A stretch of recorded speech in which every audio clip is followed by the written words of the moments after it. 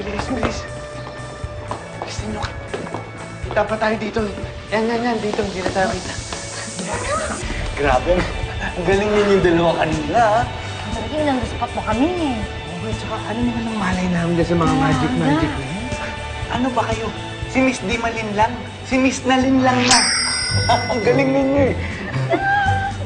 Ano na gusto mo ba yung ginawa namin doon? Ang galing nga po ni Pop sa mag-magic. Pagtingin po nila, wala na po tayo. Oh, diba? Sir Bob! Ay! Sir Bob! Ay! Sir Bob, gusto ko lang magpasalamat sa inyo sa mimers na dinala ninyo. Talaga nag-enjoy yung mga bata. Ano ka ba? Wala yun. Oo. Ay! Ba't nandito ka? Ba't nandito ka? Kat, nandito ka na Hindi, naman. kasi kasama sa magic. Yun yung mimers eh. Di ba bigla nawala si Kat? Magic, oh. Di ba kayo? Di ba magic? Galing eh. Eh, gusto ko rin mag-thank you sa inyo. Maraming salamat. It was magical. Nagustuhan talaga ng mga bata. Tanong ko lang, matagal niyo naman trabaho to? At saka, ano nga pala mga pangalan niyo? Hindi. Baka kasi meron silang screen name. Screen name. Ibig ko sabihin. Hindi. They don't understand Tagalog, and English. They don't understand alam mo naman, from England. They don't understand Tagalog, you know. Right? I'm sorry. Sorry. Ay, may iba ko, Miss Di Malin lang. Oo.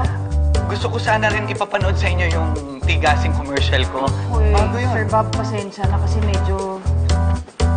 Ano naman yan? Hindi, kasi doon sa bagong commercial, pinapakita nakakapagpalakas yun. Lumalakas yung pagbubuhat ko rin.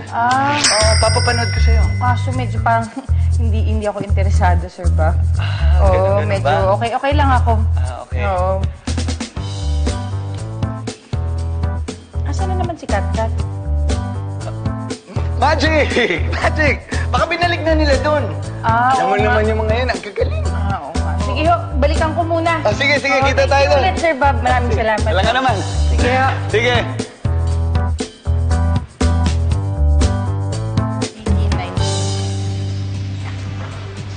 19. Parang kulang yung mga bata. Si Kat ang wala. Ito yung batang yun. Ako, Sana naman kaya yun?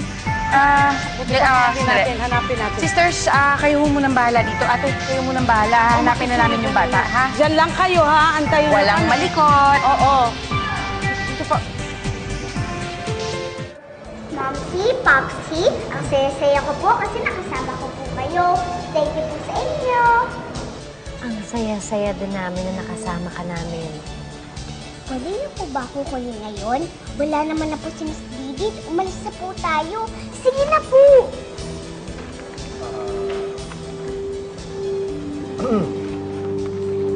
Anak,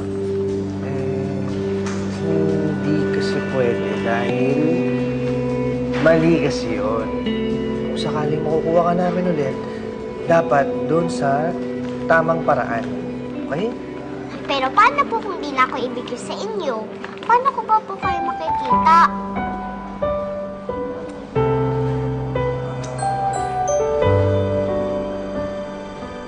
Narinig ng Diyos sa mga dasal namin, anak, ha?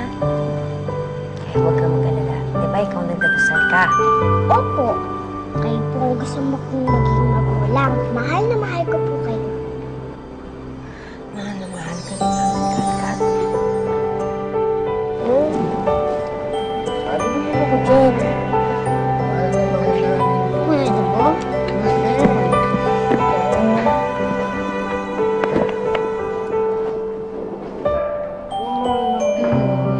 Asan kaya yun? Kat? Kat, anong ginagawa mo dyan?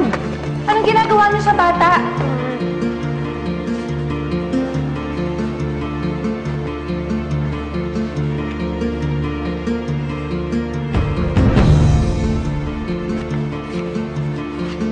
One at happy.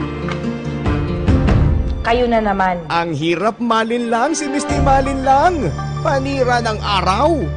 Minsan, kahit gaano kalinis ang intensyon mo, may mga tao pa rin hindi maiintindihan ang nararamdaman mo.